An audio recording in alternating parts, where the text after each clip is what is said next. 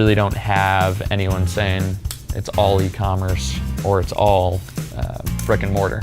And you're obviously going to see more and more people buying digitally.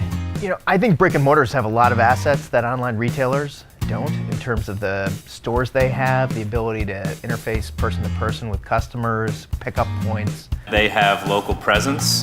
They're at a distinct advantage in that they can understand local style, especially in the world of fashion. Any store that's set up just to have their business model rely solely on bricks and mortar, and it's about convenience, it's about commodities, it's not about a lifestyle thing, they're dead. A lot of the variables that make online shopping that much more appealing to most consumers, whether it's time and convenience or service or selection or price, brick and mortar really can't compete with.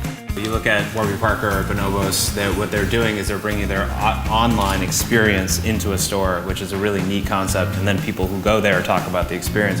5 years ago, brick and mortar was where the conversion happened, and online is where you went for the experience to read about a brand or to experience it in a different way.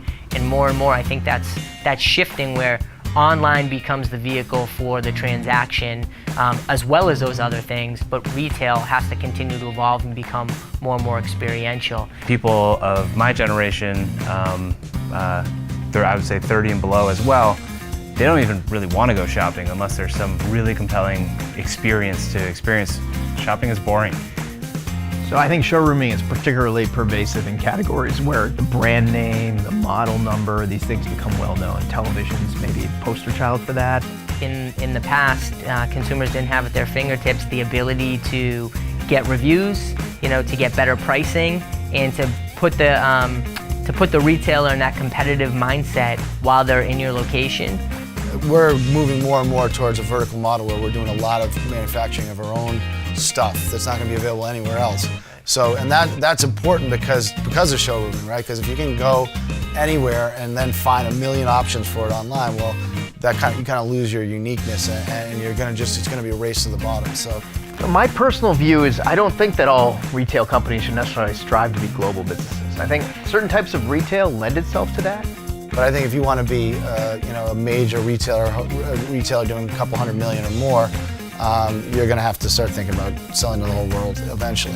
Just a reminder, 92% of retail still happens offline, so that's a lot.